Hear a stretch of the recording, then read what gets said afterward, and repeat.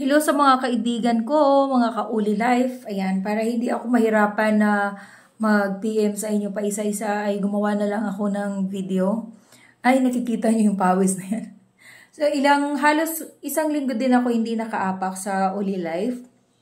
Dahil yung aking personal Uli Life ay iniwan ko muna sa isang kaibigan ko sa Manila at hindi ko pa nababalikan para kunin. Kaya yung order sa akin, sa Laguna ay binuksan ko muna. Nagpaalam ako kung pwede dahil gusto ko na talaga matulog ng mahimbing. So, the few days ago, na-explain sa akin ng ating partner dito na yung Oli Life daw, di ba meron siyang yung temperature level niya na 1 to 10. So, okay lang naman daw yun kahit 1 lang or 2 or 3 kapag sa gabi. Pero pag sa araw daw, pwedeng mas mataas kasi yun yung level ng energy na binibigay sa atin. So, kagabi, ang ginawa ko ay nilaro ko muna siya sa level 1, 2, and 3. Hanggang 3 lang talaga ako dahil medyo mainit na yung machine dahil nauna si Andrew na umapak. So, ang mahimbing yung tulog ko at number 3 lang. Tapos, yan, kaninang umaga, pagkagising ko, hindi pa ako nag-CR. As in, wala, like, pagkatayo ko from the bed, dumiretso ako dun sa machine para umapak. Kaya, medyo pawis-pawis na ako.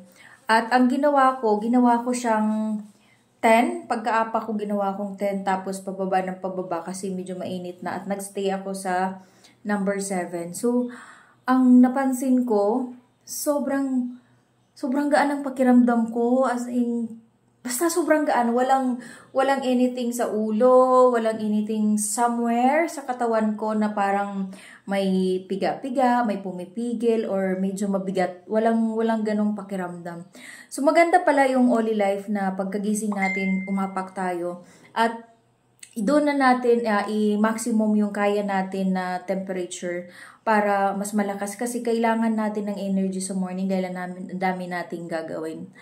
So, yun lang po. Sana naintindihan nyo, no? Sobrang na-excite lang talaga ako dahil ang ganang pakiramdam ko.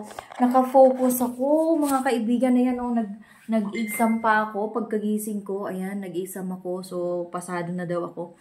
Ito yung exam ko online sa pagkuha ng insurance licensure.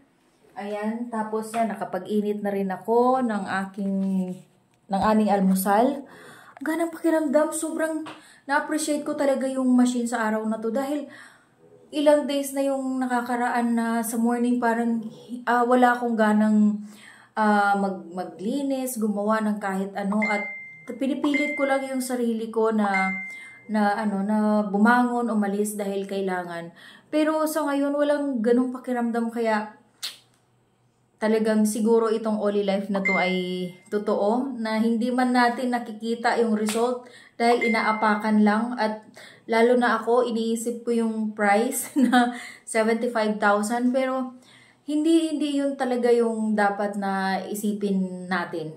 Okay, nire-relate ko lang kung ano yung experience ko. Dahil nung una sabi ko, gastos lang to. Oh my God, ayan na naman itong aking kaibigan.